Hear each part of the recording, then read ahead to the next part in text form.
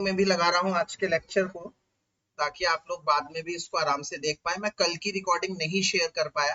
I will share the recording of both the lectures by today. तो चलिए, आज का लेक्चर शुरू होता है बोहर के मॉडल के बाद से। आप सभी बच्चे देखेंगे बहुत ही ज्यादा इम्पोर्टेंट है आज का लेक्चर, क्योंकि ये चैप्टर एक्चुअली अब चैप्टर 2 अब पेस पकड़ेगा। ये चैप्टर अब आप नई चीजें पढ़ेंगे। मैं छोटा सा ओवरव्यू कर देता हूं हितेंद्र आपके लिए, और बाकी बच्चे भी एक बार अच्छी तरह से देख लेंगे कि अब तक हमने क्या पढ़ लिया है। तो आपको आइडिया मिल जाएगा कि एक्चुअली हम कहां पर हैं और ये आज की क्लास क्यों बहुत ज्यादा इंपॉर्टेंट होने वाली है।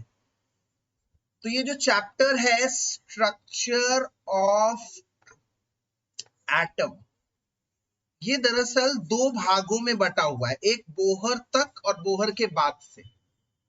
तो बोहर तक, बोहर के मॉडल तक, और एक मॉडर्न थियरी, मतलब बोहर के मॉडल के बाद से। तो अगर मैं बोहर के मॉडल तक इंपॉर्टेंट इवेंट्स की बात करूं, तो सबसे पहले एटम की डिस्कवरी हुई, डाल्टन की theory I, Dalton's theory of atom, ये सबसे पहले हुआ। इसके बाद बारी बारी से डिस्कवरी ऑफ इलेक्ट्रॉन हुआ और प्रोटॉन हुआ। जब इलेक्ट्रॉन और प्रोटॉन की डिस्कवरी हो गई, उसके बाद जे थॉमसन मॉडल आया, जो कि पहला मॉडल था जो कामयाब मॉडल एटम का। जे थॉमसन मॉडल आया, और जे थॉमसन मॉडल के बाद मॉडल फेल हो गया, ऑब्वियसली चला नहीं। उसके बाद रुदरफोर्ड का मॉडल,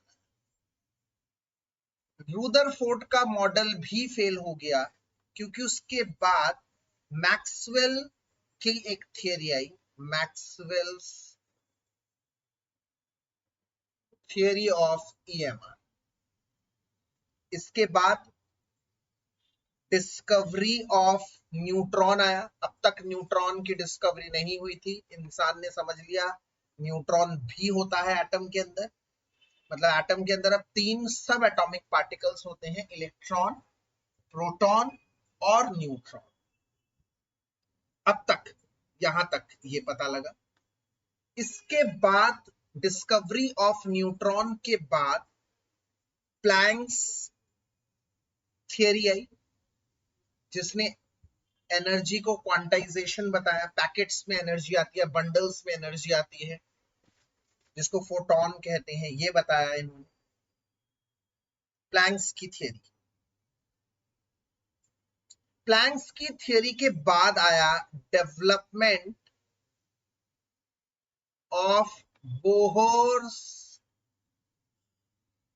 मॉडल, बोहर के मॉडल का डेवलपमेंट, और फिर आया बोहर्स मॉडल। इसके बाद बोहर्स मॉडल। ये तमाम इवेंट्स हम लोग कवर कर चुके हैं इस चैप्टर में। बहुत बड़ा काम करा है बेटा हम लोगों ने, अपने आप में बहुत बड़ी चीजें हैं, बहुत सारी चीजें हैं। बट मैं आपको बताऊं, बोहर तक, जब बोहर को नोबेल प्राइज मिल गया, बोहर की उपलब्धियां आ गई। मैंने लास्ट लेक्चर में आप लोगों को जो बोहर के मॉडल की डेरिवेशंस बताई थी, कॉम्पिटिटिव एग्जाम के लेवल तक की बताई थी।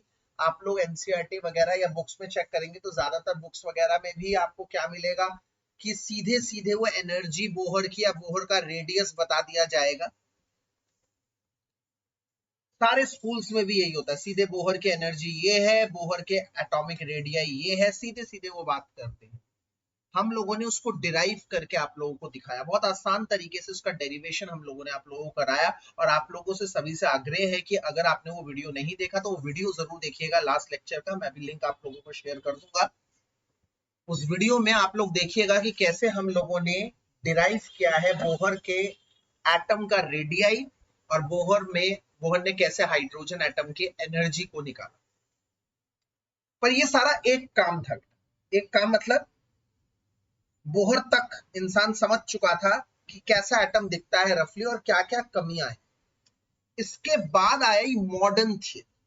इसके बाद दुनिया बदल गई, जो हम आज से करने वाले हैं, और मैं कह रहा हूं ना नई चीज है, नई चीज है। तो मॉडर्न थियरी पर गई दुनिया। मॉडर्न थियरीज इसलिए कहा जाता है क्योंकि इन थियरी एकदम नई थियरीज थी, modern theories of atom, modern theories of atom. Atom की मॉडर्न थियरीज आई। एटम की मॉडर्न थियरीज बेसिकली, एटम की मॉडर्न थियरीज में बेसिकली तीन अहम पड़ाव आए। पहला पड़ाव आया डिब्रॉय का। De Broglie, de Broglie dual nature of matter. Dual nature of matter, matter का डुअल नेचर बताया डिब्रॉय ने। कई लोग इसे डी ब्रोगली पढ़ते हैं, आपके स्कूल में टीचर्स भी आप लोग देखिएगा इसका डी ब्रोगली पढ़ते हैं। इनका नाम था, हम लोग डिब्रॉय है एक्चुअली में, बेसिकली बहुत बड़े साइंटिस्ट थे। डिब्रॉय का डुअल नेचर ऑफ मैटर ने दिल जीत लिया था भाई मॉडर्न थियरी से। और इसके बाद आए दूसरे बंदे, हाइसेनबर्ग्स अनसर्टेनिटी प्रिंसिपल। Uncertainty principle. और फिर इन दोनों के रिजल्ट को यूज किया सबसे शातिर दिमाग, इतिहास का सबसे ज्यादा स्मार्ट साइंटिस्ट, मेरा सबसे favourite hero scientist, Erwin Schrodinger. Schrodinger साहब की क्वांटम मैकेनिक्स, ये शब्द आजकल बहुत सुनाई देता है बच्चों, मार्वल की मूवीज में, डीसी कॉमिक्स की मूवीज में नहीं। Mechanics, quantum theory, quantum solas, quantum time machine, quantum mechanics, ये श्रोडिंगर साहब की थियरी थी। श्रोडिंगर साहब की क्वांटम मैकेनिक्स, जिसके बाद आई, जिसके बाद क्वांटम नंबर आया ऑब्वियसली, अफबाउ प्रिंसिपल आया,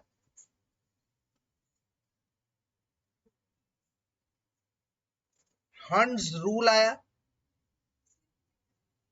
और पाउलीज एक्सक्लूजन प्रिंसिपल आया। बस, तो ये सब मॉडर्न थियरीज थी। बेसिकली ये मॉडर्न थियरीज के जो हीरोज हैं, हीरोज, ये तीन हम लोगों को बेसिकली पढ़ने हैं। डिब्रॉय का काम आज हम पढ़ेंगे, हाइसेनबर्ग का काम हम पढ़ेंगे, और फिर श्रोडिंगर का काम पढ़ेंगे। बहुत ज्यादा चैप्टर बचा नहीं है, 4 या 5 क्लास में ये चैप्टर खत्म होने वाला है। जिस भी बच्चे ने ये वाली चीज इतनी अच्छी तरह से नहीं करी, मैं बार बार बोल रहा हूं, इसमें से एग्जाम में से आता है बट कम।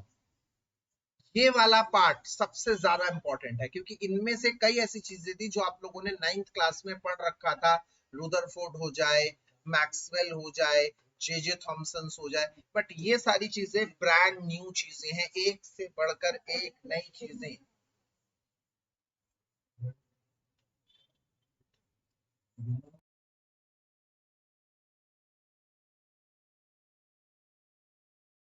ठीक है, ये तीन जो है नई चीजें हैं, एक एक करके स्टार्ट करते हैं। आइए शुरू करते हैं डिब्रॉय को लेकर।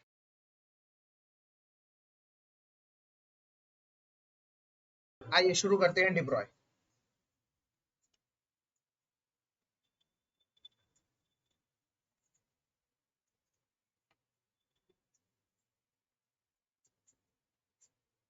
डिब्रॉय dual nature of matter।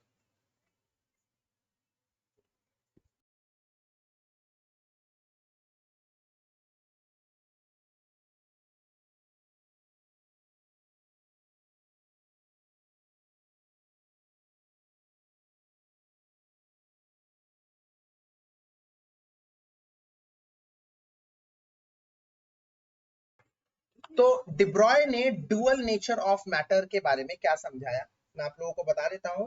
French physicist थे लुइस डिब्रोगली, बट हम पढ़ते इसको लुई डिब्रॉय है, ठीक है, लुई डिब्रॉय। तो ये फ्रेंच साइंटिस्ट थे, इन्होंने मैटर के डुअल नेचर के बारे में समझाया, दुनिया को बताया मैटर का डुअल नेचर के बारे में। पर मैं उससे पहले भी एक बात बता दूं आप सभी को, याद करिए इस चैप्टर की शुरुआत में हमने क्या डिस्कस किया था बच्चों, कि दुनिया में दो तरह के चीजें होती हैं। एक होता है पार्टिकल जिसे हम कहते हैं मैटर, जो जगह घेरता है, स्पेस ऑक्यूपाई करता है, जैसे तुम, मैं, मेरा पेन, मेरा लैपटॉप, ये सब चीजें जो जगह घेरती है, स्पेस ऑक्यूपाई करती है, उसे हम पार्टिकल नेचर बोलते हैं। वो दरअसल मैटर होता है। और दूसरी वो चीज होती है दुनिया में जो जगह नहीं घेरती। कोई बच्चा बताएगा मुझे क्या चीज के बारे में बात कर रहा हूँ जो जगह नहीं घेरती, कैसा नेचर होता है? यस, वेरी गुड प्रेरणा, वेरी गुड। अच्छा सॉरी, वो होती है वेव। यस, वेव नेचर, जो जगह नहीं घेरती, जैसे sound waves. Sound waves example, जो जगह नहीं घेरती। फिर हम लोगों मतलब दुनिया दो पार्टों में बटी हुई है, एक वो चीजें जो जगह घेरती हैं, एक वो चीजें जो जगह नहीं घेरती, जैसे पार्टिकल, मैटर, हम, तुम, लैपटॉप, मेरा पेंसिल, और मेरी बातें वेव नेचर है, जगह नहीं घेर रही। अदरवाइज मैं तो इतनी बात कर चुका हूँ, क्लास लेते लेते मेरे कमरे में जगह ही नहीं होती, सारी बातें भर जाती मेरे कमरे में।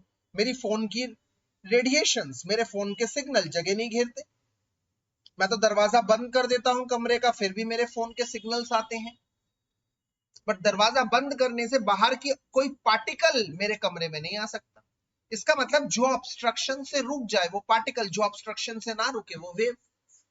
मेरे वाईफाई के सिग्नल्स आ रहे हैं, तो ये सब चीजें वेव होती हैं। और फिर हम लोगों ने एक और चीज भी समझाई थी कि दुनिया में एक और चीज भी होती है, कई ऐसी चीजें होती हैं जिनका क्या होता है बच्चों, कोई मुझे बताएगा? यस, वेरी गुड, जिनका होता है डुअल नेचर। जिनका डुअल नेचर होता है, डुअल नेचर का मतलब बच्चों जिनका वेव भी होता है और एज वेल एज पार्टिकल होता है। Wave as well as particle, जैसे लाइट।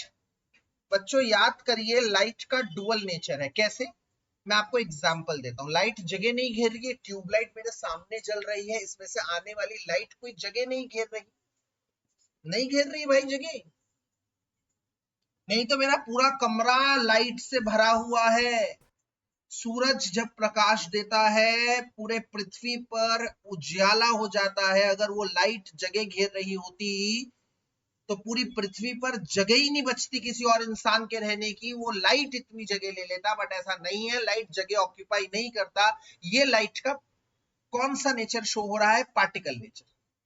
परंतु बेटा अगर बाहर वाले कमरे में लाइट जल रही है और मैंने दरवाजा बंद कर दिया तो अंदर वाले कमरे में लाइट नहीं आ पा रही, ऑब्स्ट्रक्शन से लाइट रुक गई।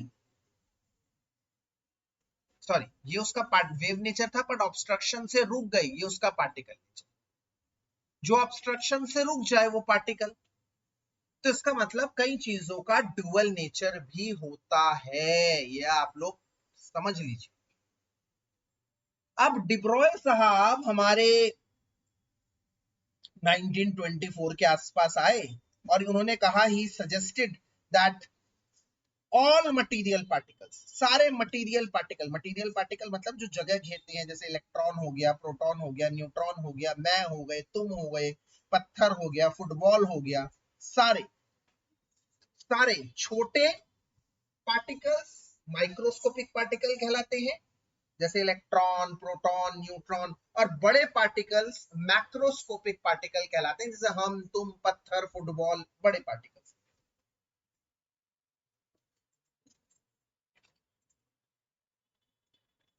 तो उन्होंने, डिब्रॉय साहब ने कहा कि भाई सारे पार्टिकल्स, चाहे वो microscopic as well as macroscopic particle, जब भी वो मोशन में होते हैं ना, मोशन, जब जैसे मैंने एक पत्थर को उछाला तो पत्थर मोशन में आ गया, मैं दौड़ रहा हूं तो मैं मोशन में आ गया, मैंने फुटबॉल को जब्त से मारा, फुटबॉल मोशन में आ गया। तो अगर कोई पार्टिकल मोशन में होता है, जिसको मैं दूसरे शब्द में कह दूं मोशनिंग पार्टिकल, मोशनिंग पार्टिकल मतलब वह पार्टिकल जो मोशन कर रहा है, तो एक मोशनिंग पार्टिकल का डुअल नेचर होगा, ये बताया डिब्रॉय ने।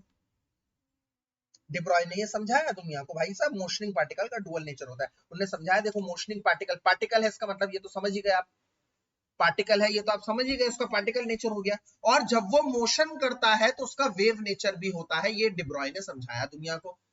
मोशन करते वक्त वेव नेचर का होगा, इसका मतलब अगर फुटबॉल पड़ी है एक जगह तो वो सिर्फ पार्टिकल नेचर शो कर रही है, परंतु अगर वो मोशन कर रही है तो वो वेव नेचर भी शो कर रही है। उस मैटर के अंदर वेव भी है, उसे हम मैटर वेव कहते हैं, मैटर वेव्स कहते हैं। उन्होंने नया नाम दिया था डिब्रॉय। इसका मतलब दोबारा सुनिए, एक पत्थर का टुकड़ा जमीन में पड़ा हुआ है, यह सिर्फ पार्टिकल नेचर शो कर रहा है। जैसे वो मोशन करने लग गया वो मूविंग पार्टिकल हो गया, वो मोशनिंग पार्टिकल हो गया, उसके अंदर भी वेव कैरेक्टर होगा, उसका भी कोई वेवलेंथ होगा, ये डिब्रॉय ने कहा। और उसका वेवलेंथ होगा, इसका मतलब उसका भी वेव कैरेक्टर होगा। पार्टिकल कैरेक्टर तो है ही क्योंकि वो जगह घेर ही रहा है पत्थर, तो मोशन करते वक्त उसमें वेव कैरेक्टर भी आ जाता है। That means it will possess both character, particle as well as wave. इसका मतलब जब वह मोशन करता है कोई पार्टिकल तो मोशनिंग पार्टिकल का डुअल नेचर होता है, डुअल नेचर होता है। वो वेव की तरह भी मोशन करता है, वेव की तरह भी शो होता है, पार्टिकल की तरह भी शो करता है, और उसमें से निकलने वाले वेव का एक नया नाम उन्होंने दिया, मैटर वेव्स। बताइए यहां तक समझ में आई क्या मेरी बात? बताइए भाई, यहां तक क्लियर है तो आगे बढ़े।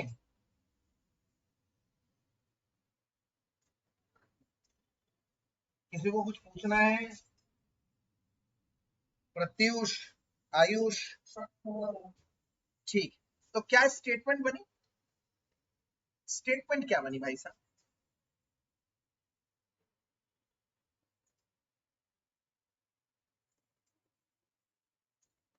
De suggested De suggested that all material particles, that all material moving particles, microscopic मतलब छोटे, as well as माइक्रोस्कोपिक मतलब बड़े, all moving particle microscopic as well as macroscopic have a dual nature, have a dual nature, that is both, that is I dot e का मतलब that is होता है, that is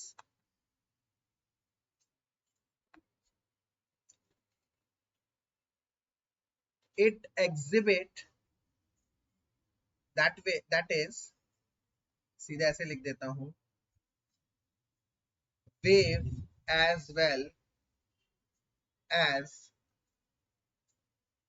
particles, wave as well as particles, दोनों nature होते हैं, dual nature. और दूसरी बात इन्होंने क्या कही, उन्होंने कहा द वेव एसोसिएटेड, नया नाम दिया इन्होंने, नया नाम, उनके वेव का नया नाम दिया था, wave associated with such moving particles is called as matter wave, matter wave. और इसको शो कैसे किया जाता है, ऐसा एक पार्टिकल बनाते हैं और ऐसा कर देते हैं, इसे मैटर वेव कहते हैं। ऐसा एक पार्टिकल बनाया और पार्टिकल बनाने के बाद हमने उसमें ऐसे कर दिया, ये देखो मैं आपको बताता हूँ, ये चीज क्या शो कर रही है, जगह घेरने वाला पार्टिकल, और ये चीज क्या शो करती है, ये चीज वेव को शो करती है। तो इसका मतलब इसने दोनों चीजों को क्या कर दिया बच्चों, इसने दोनों चीजों को कंबाइन कर दिया। ये दिखा रही है पार्टिकल नेचर, लाइन दिखा रहा है वेव नेचर। आप चाहें तो मैं इसको एक दूसरे कलर के पेन से शो कर दूं, रेड कलर के पेन से, जिससे हमें शो हो रहा है इसका डुअल नेचर है। ये दो बातें हो गई भाई, दो बात। अब तीसरी बात क्या है? तीसरी बात भी तो पता होनी चाहिए। इन्होंने तीसरी बात कही, इन्होंने डिराइव करके दिखाया। डिब्रॉय की इक्वेशन हम डिराइव कर रहे हैं, डिब्रॉय का। इसी चैप्टर के शुरुआत में हमने आपको बताया था प्लैंक्स कांस्टेंट। ये रहा प्लैंक्स थ्योरी। कौन बच्चा मुझे बताएगा प्लैंक्स, प्लैंक्स का फार्मूला क्या था क्वांटाइजेशन का? कोई बच्चा बताना चाहता है?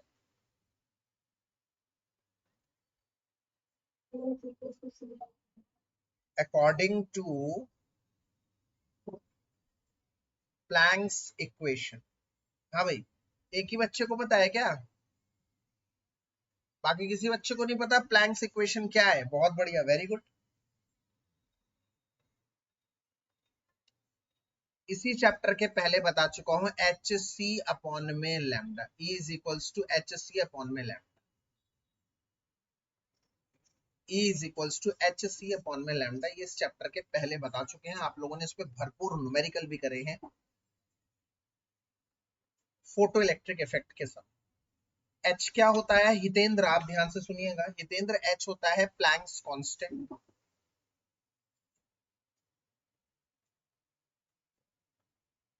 P होता है स्पीड ऑफ पार्टिकल, यहां पर तो स्पीड ऑफ लाइट है।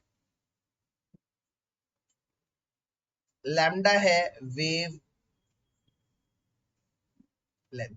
तो E is equals to H C upon में लैम्डा। ये कहां से आया है? ये आया है अकॉर्डिंग टू प्लैंक्स इक्वेशन। अच्छा, आपको आइंस्टाइन्स एनर्जी मास रिलेशन पता है किसी को? आइंस्टाइन का बड़ा famous, Einstein's mass energy relationship. Yes, energy mass energy relation. E is equals to M C square. अब अगर मैं दोनों एनर्जी को कोरिलेट कर तो क्या आ जाएगा? एच सी अपॉन में lambda is equals to M C square.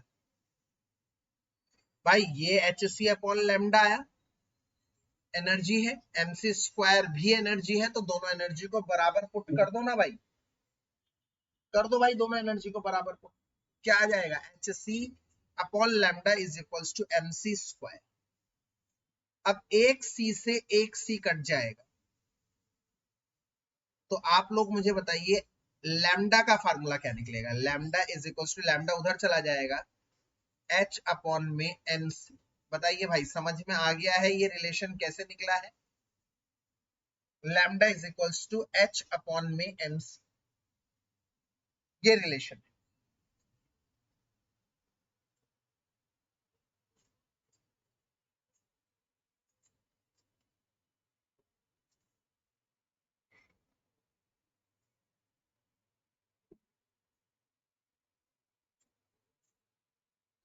ये है फार्मूला।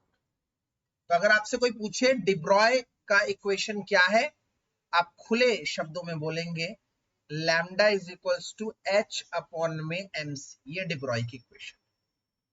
अब इस इक्वेशन में बहुत कुछ जानने के लिए है बेटा, बहुत कुछ समझने के लिए है। ध्यान से समझिएगा, बहुत कुछ समझने के लिए। क्या है पहली चीज? पहली चीज इधर एच क्या है मैं दोबारा बता दूं, एच है प्लैंक्स कांस्टेंट, एक तरह का कांस्टेंट है जिसकी वैल्यू क्या होती है 6.626 इंटू 10 की पावर माइनस 34 जूल सेकेंड। ये कांस्टेंट आपको लर्न करना है बेसिकली। एम मतलब क्या है? Mass of particle. और सी मतलब क्या है? स्पीड ऑफ लाइट, या फिर उसकी बात, जिस पार्टिकल की बात हो रही है उसकी स्पीड ऑफ लाइट या फिर स्पीड ऑफ पार्टिकल। और लैम्डा का मतलब क्या है? Wavelength. तो कई लोग कहते हैं मतलब सी मतलब यहां पर कंफर्म नहीं है कि हर बार स्पीड ऑफ लाइट हो। इसका मतलब अगर मैं एक मूविंग बॉल ले रहा हूं जिस बॉल की स्पीड 100 मीटर पर सेकेंड है, तो सी में स्पीड ऑफ लाइट नहीं आएगी, स्पीड ऑफ पार्टिकल आएगा, स्पीड ऑफ बॉल आएगी। अगर मैंने एक स्टोन को थ्रो किया है, इलेक्ट्रॉन जा रहा है, प्रोटॉन मूव कर रहा है, अगर ऐसा कुछ है तो उसमें सब में स्पीड ऑफ लाइट नहीं आएगी, स्पीड ऑफ पार्टिकल आएगा। तो इसलिए कई लोग इस फार्मूले को lambda is equals to H upon में एम वी भी पढ़ते हैं, एम वी, जिसमें हमने सी को हटाकर वी लिख दिया, मतलब velocity, velocity of that particle, जिस पार्टिकल का आप डुअल नेचर निकालना चाहते हैं, डुअल नेचर निकालना चाहते हैं।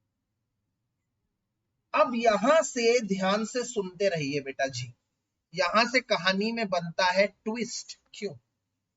हम सब जानते हैं एच एक कांस्टेंट फिगर है, एच कांस्टेंट फिगर है, इसका मतलब मैं इसको ऐसे भी लिख सकता हूं, इसको हटाकर ऐसे भी लिख सकता हूं। मैंने कांस्टेंट हटाकर प्रोपोर्शनैलिटी के साइन का लगा दिया, है ना, समझ गए होंगे आप मेरी बात। इसका उल्टा करते हैं ऐसे करके, मतलब प्रोपोर्शनैलिटी के साइन को हटाते हैं तो इक्वल टू का निशान लगाते हैं, तो राइट हैंड साइड पे कांस्टेंट मल्टीप्लाई करते हैं। मैंने कांस्टेंट हटा दिया तो इसका मतलब ये प्रोपोर्शनैलिटी का निशान आ गया। इसका मतलब lambda is inversely proportional to MV. MV का मतलब है मोमेंटम, एमवी का मतलब होता है बच्चों मोमेंटम। इसका मतलब किसी मोशनिंग पार्टिकल का जो वेवलेंथ है वो इनवर्सली प्रोपोर्शनल है उसके मास के, इनवर्सली प्रोपोर्शनल है उसकी वेलोसिटी के। इसका मतलब क्या है? इसका मतलब अगर किसी ऑब्जेक्ट का मास बहुत ज्यादा है, जैसे मेरा मास बहुत ज्यादा है, तो मैं जब दौड़ूंगा तो मेरा भी तो कुछ वेव कैरेक्टर होगा ना। मैंने अभी समझाई है, यही तो समझाया मैंने कि कोई भी मोशनिंग पार्टिकल, तो मैक्रोस्कोपिक हो माइक्रोस्कोपिक हो, चाहे छोटा हो चाहे बड़ा हो, जब भी वह मोशन करता है तो उसमें कुछ ना कुछ वेव कैरेक्टर भी होता है, मतलब वेव लेंथ होती है। इसका मतलब भाई साहब जब मैं दौड़ूंगा तो मेरी भी कुछ वेव लेंथ होगी, परंतु भाई मेरा मास बहुत ज्यादा है जिसकी वजह से मेरी वेवलेंथ बहुत बहुत कम आएगी, इतनी कम आएगी कि मैं उसको नेग्लिजिबल मानता हूं, नेग्लेक्ट कर सकता हूं, इतनी कम आएगी, ये समझ लो, इतना छोटा वैल्यू आएगा। इसका मतलब वेवलेंथ कब ज्यादा होगी, किसका वेव कैरेक्टर बड़ा होगा, सिग्निफिकेंट होगा। तो आप कहोगे सर वेवलेंथ या फिर वेव कैरेक्टर उस पार्टिकल का अच्छा होगा या बड़ा होगा जिसका मास बहुत छोटा होगा। बिल्कुल सही समझे बेटा। इसका मतलब मैं माइक्रोस्कोपिक पार्टिकल की बात कर रहा हूं जिनका मास बहुत छोटा होता है, मास बहुत कम होता है, जैसे इलेक्ट्रॉन, प्रोटॉन, न्यूट्रॉन, खासकर इलेक्ट्रॉन, क्योंकि प्रोटॉन और न्यूट्रॉन मोशन नहीं करते हमें पता है। खासकर इलेक्ट्रॉन जो मोशन करता है न्यूक्लियस के चारों ओर, इलेक्ट्रॉन का मास समझिए 10 की पावर -31 है, तो इसका मतलब उसका वेवलेंथ कितना बड़ा होगा, क्योंकि ये जब ऊपर जाएगा तो रेसिप्रोकल होगा ना, 10 की पावर +31 बन जाएगा, कितना बड़ा।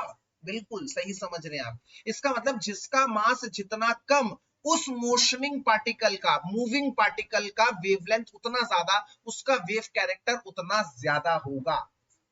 तो यहां क्या लिख रहा हूं, it shows that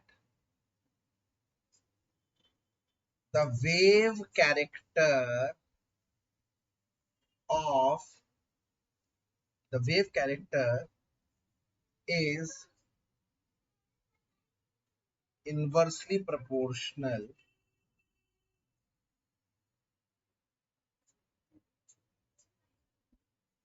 to momentum, momentum मतलब m,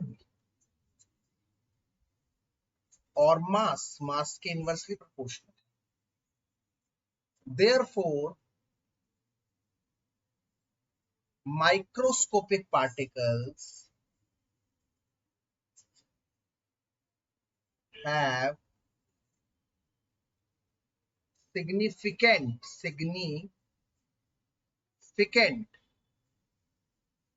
wave character, while जबकि मैक्रोस्कोपिक पार्टिकल कौन है बेटा, जो बड़े पार्टिकल्स होते हैं, हैव नेग्लिजिबल, नेग्लिजिबल मतलब नेग्लेक्ट कर दो उसके वेव कैरेक्टर को। इसका मतलब अगर तुम मेरे वेव कैरेक्टर के बारे में बात कर रहे हो, नेग्लेक्ट कर दो यार।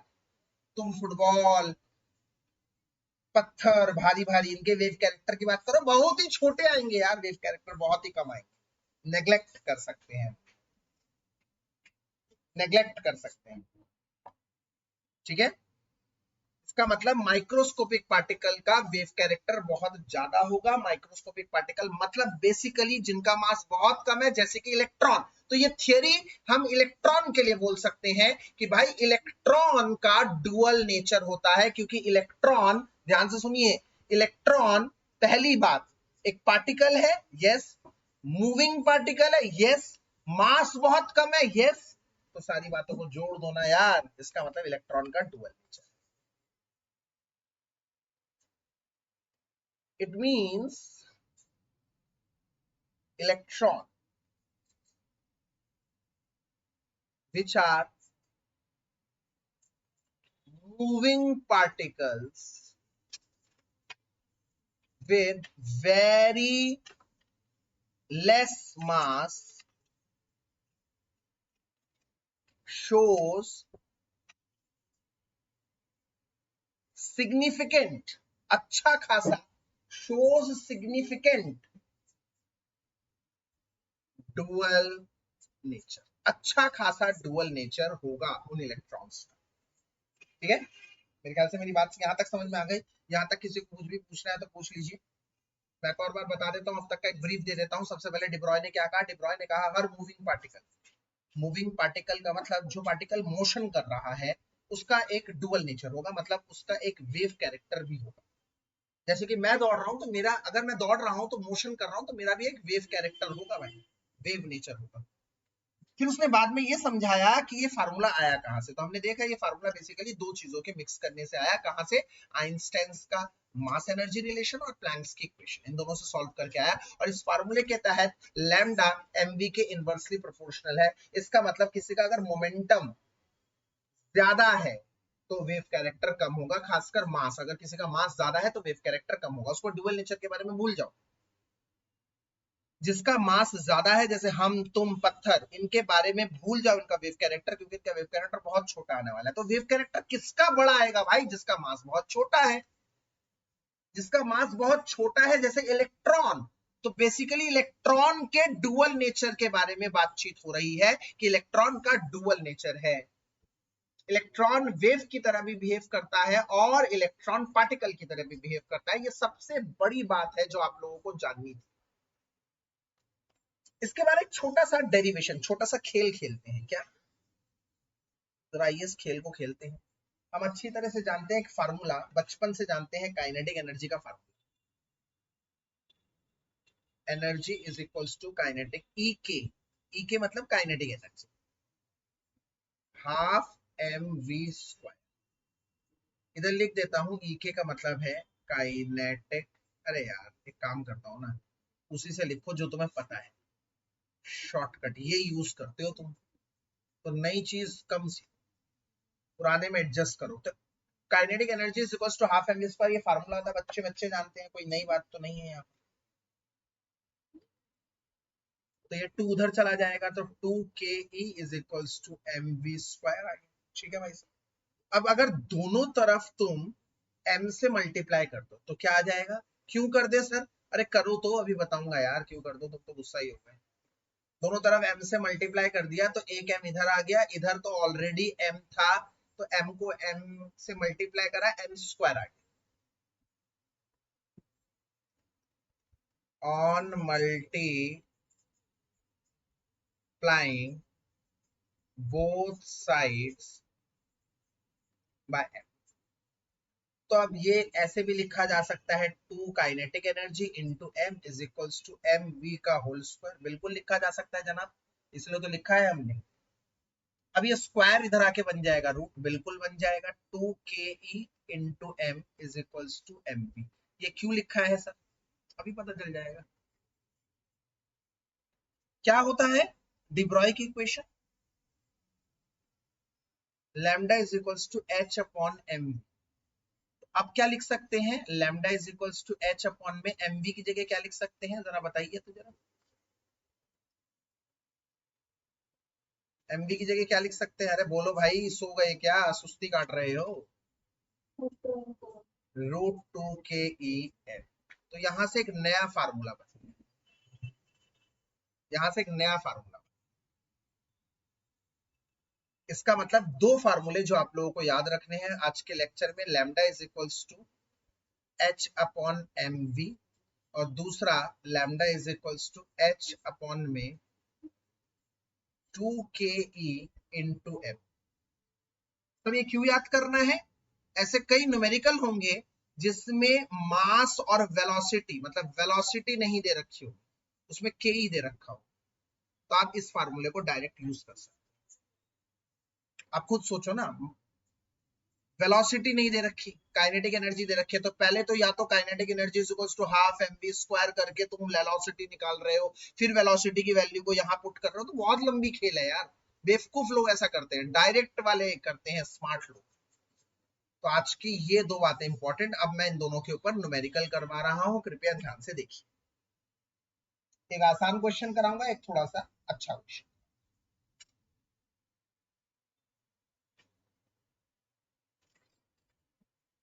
एकदम आसान क्वेश्चन पहला आप लोगों के सामने आ रहा है।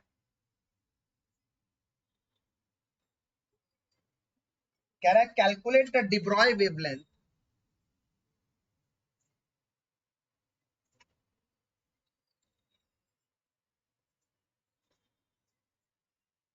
calculate the de Broglie wavelength of an electron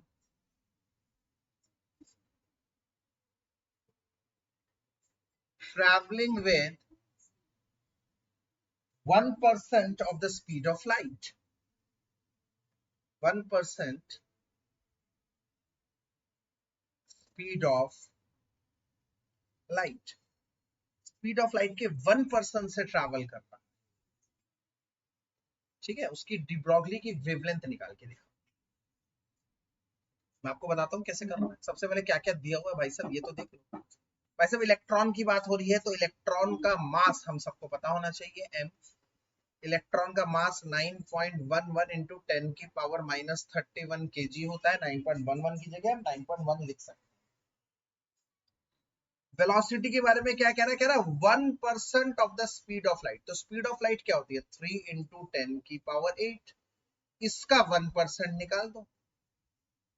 भाई स्पीड ऑफ लाइट क्या होती है, 3 इंटू 10 की पावर 8, सॉरी 10 की पावर 6 मीटर, 10 की पावर 8 मीटर पर सेकेंड। ये स्पीड ऑफ लाइट होती है, 3 इंटू 10 की पावर 8 मीटर पर सेकेंड। इंटू में 1%, 1% मतलब 1/100 कर दिया, तो क्या आ गया बता दो। आ गया 3 इंटू में 10 की पावर 6, क्योंकि 2 जीरो से 2 जीरो कट गए, मीटर पर सेकेंड। फार्मूला निकालना है लैम्डा, तो लैम्डा इज इक्वल्स टू क्या होता है, एच अपॉन में एम वी। एच क्या होगा, 6.626 इंटू 10 की पावर माइनस 34 अपॉन में मास 9.1 इंटू 10 की पावर माइनस 31 इंटू में 3 इंटू 10 की पावर 6। मतलब सबसे पहले हमें लिखना है गिवन क्या क्या चीजें दी हुई हैं, फिर लिखना है फॉर्मूला कौन सा यूज कर रहे हैं, फिर फॉर्मूले में पुट करना। ये सब आपको करना है इस हिसाब से, तभी नंबर मिलेंगे। दफा क्या होता है, हम लोग डायरेक्ट करने की कोशिश करते हैं और फंस जाते हैं। भाई साहब स्टेप मार्किंग होती है सीबीएसई में भी, और उस हिसाब से ही टीचर चेक करता है। अब इसको कैसे सॉल्व करेंगे, मैं आपको एक ट्रिक बताता हूँ। पहले तो सारी डिजिट को एक साइड में कर लो, 6.626 अपॉन में 9.1 इंटू में 3, ऊपर आ जाएगा 10 की पावर माइनस 34 है। अब ये 10 की पावर माइनस 31 बच्चों जब ऊपर जाएगा तो क्या हो जाएगा, 10 की पावर माइनस 31 ऊपर जाएगा तो क्या हो जाएगा, ऊपर जाएगा तो 10 की पावर प्लस 31 बन जाएगा। ये 6 ऊपर जाएगा तो क्या होगा, ये 6 ऊपर जाएगा तो -6 हो जाएगा, ठीक है। तो आप इसको अभी 3 से इनिशियली काट सकते हैं, छोटा कर सकते हैं अगर आपको काटना है तो। छोटा हो जाएगा थोड़ा, 3 1 जा 3, 3 2 द 6, 3 2 द 6, ना जाने की 0, 3 8 the 24, approximate 2.208 divided by 9.1 into में 10 की पावर ये -34 और ये -6 क्या हो गया, -40। -36 और -34 और -6 हो गया माइनस माइनस प्लस -40। -40 प्लस 31 कितना हो गया बच्चों, -9। यस -9। बच्चों ये वेवलेंथ है, आएगी मीटर्स, आएगी मीटर्स। तो जब आप इन दोनों को डिवाइड कर देंगे तो आ जाएगा ये अराउंड 242 समथिंग आएगा, 224.27 आएगा। नहीं, एक second, let me check once. 8 divided by 9.1, 0.24, 0.2426। तो ये आ जाएगा 0.2426 इंटू 10⁻⁻9 मीटर। आप यहीं छोड़ सकते हैं, आप इसको 10⁻⁻9 को आप अगर लिखना चाहते हैं नैनोमीटर में तो लिखिए नैनोमीटर, आपको मैंने बता रखा है 10⁻⁹ नैनोमीटर हो तो 0.2426 नैनोमीटर, या यहाँ छोड़। इसके बहुत सारे तरीके हैं लिखने के, बहुत सारे तरीके हैं। नहीं नहीं याद आ रहा है कुछ, 0.2426 नैनोमीटर, एक पॉइंट हटा देंगे 2.426 एंगस्ट्रॉम, क्योंकि वो 10⁻⁻10 हो जाएगा, है ना। बहुत सारे तरीके हैं ना। 2 पॉइंट हटा देंगे तो 10⁻⁻12 हो जाएगा, 10⁻⁻12 होता है पाइकोमीटर। तो आप आंसर को कैसे भी रिप्रेजेंट कर सकते हैं, आंसर आप लोगों के ऊपर है, आंसर कैसे भी एक्सप्रेस कर सकते हैं। एक सिंपल सा सवाल था, जरा सिंपल से सवाल को देख लीजिए, सिंपल से सवाल को देख लीजिए। इसके बाद एक टफ क्वेश्चन मैं करवाने वाला हूँ जो आप लोगों के सामने आ रहा है। टफ मतलब अच्छा क्वेश्चन, अच्छे लेवल का क्वेश्चन।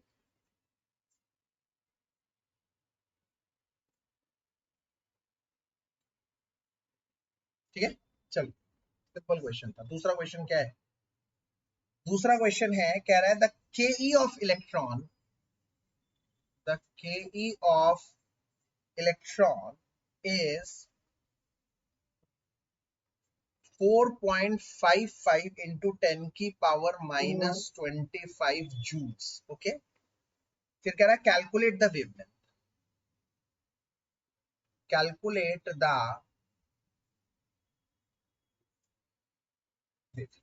चलिए देखते हैं।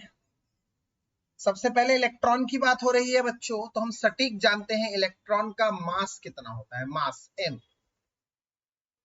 9.1 इंटू 10⁻⁻31 kg। अब हमें यहाँ पर नहीं पता तो वेलोसिटी नहीं पता और के पता है, के है 4.55 इंटू 10⁻⁻25। फार्मूला क्या है, फार्मूला है h अपॉन में mv। तो अभी एक तरह का बच्चा होता है जो नॉर्मल बच्चा है, अच्छा बच्चा है, इंटेलिजेंट बच्चा, वो क्या करता है, काइनेटिक एनर्जी की जगह लिखता है half mv² is equals to 4.55 into 10⁻⁻25। फिर 2 को ऊपर ले जाता है और मास को नीचे, तो यहाँ रह जाता है वेलोसिटी इज इक्वल्स का स्क्वायर 4.55 इंटू 2 इंटू 10⁻⁻25 अपॉन में मास 9.1 इंटू 10⁻⁻31। बच्चा ऐसा करता है।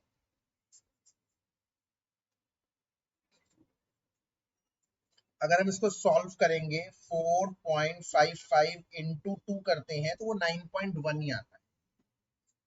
तो 9.1 से 9.1 कट जाता है तो रह जाता है 10⁻⁻25 प्लस 10⁻⁻31। ये तो मैंने इजी थोड़ा सा कैलकुलेशन वाला दिया था जिससे देखो कट गया पूरा, अदरवाइज ये बड़ा मेहनत वाला काम हो जाता है। 10⁻6 वेलोसिटी आ गई √10⁻6 मतलब 10⁻3 मीटर पर सेकेंड। अब हम लोग इधर फार्मूले में पुट करेंगे lambda is equals to h 6.626 into 10⁻⁻34 upon में mass 9.1 into 10⁻⁻31 into velocity 10⁻3। Lambda is equals to 6.626 मैंने आपको समझाया अभी अभी। सारी पावर एक साथ कर दो, -34 ऊपर जाके बन जाएगा +31 और ये माइनस। तो लैम्डा अगर मैं इसको सॉल्व करता हूं 6.626 डिवाइडेड बाय 9.1 करता हूं तो कहीं ना कहीं 0.72 के आसपास बात आती है। 0.72 इंटू 10 की पावर ये -34 और -3 क्या बन गया बच्चों? -34 और -3 बन गया -37। -37 और +31 -6 मीटर्स ये रह गया। और आपको पता है 10 की पावर -6 मीटर क्या होता है? माइक्रोमीटर होता है। तो lambda is equals to 0.2 micrometers भी लिख सकते हैं। ये तो एक बच्चा है जो अच्छा बच्चा है क्लास का, वो इसको ऐसे कर देगा। पर एक दूसरा बच्चा है जो ज्यादा स्मार्ट बच्चा है, वो क्या करेगा? वो कहेगा सर मास कितना दे रखा है, दोबारा बोलना। मैंने कहा यार मास दे रखा है 9.1 इंटू 10 की पावर -31 केजी और केई कितना दे रखा है 4.55 इंटू 10 की पावर -25 जूल। तो कहेगा सर मैं ना ये वाला फार्मूला लगाऊंगा, lambda is equals to h/2 है। याद है उसको? याद नहीं है तो तब भी डिराइव भी कर सकता है, 2 मिनट का डेरिवेशन है ये तो, कोई बहुत बड़ी डेरिवेशन तो है नहीं। तो 6.626 इंटू 10 की पावर -34 अपॉन में √2 इंटू में 4.55 इंटू में 10 की पावर -25 ये इंटू में 9.1 इंटू में 10 की पावर -31 तो ये आ जाएगा 6.626 इंटू 10 की पावर -34। हम अच्छी तरह से जानते हैं ये दोनों मल्टीप्लाई करके 9.1 आएगा। याद करिए इन दोनों को मल्टीप्लाई करके 9.1 आएगा।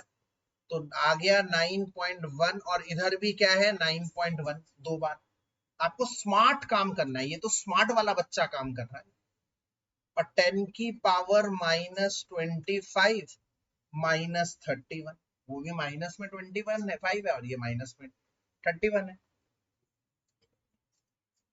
अब क्या करना है? अब करना है 6.626 इंटू 10 की पावर -34 अपॉन में एक बार 9.1 आएगा, क्योंकि 9.1 दो बार था तो स्क्वायर रूट से एक बार आएगा 9.1 बाहर। और अगर हम इन दोनों को सॉल्व करते हैं 10 की पावर -25 और -31 तो आप जानते हैं इन दोनों को सॉल्व कर कर आएगा क्या? और मुझे बताएगा 10 की पावर -56 बिल्कुल सही जवाब, जिसका आधा रूट के बाहर आ जाएगा मतलब -20। अब आपको वही करना है 0.72 इंटू 10 की पावर -6 ये आ गया आपका आंसर।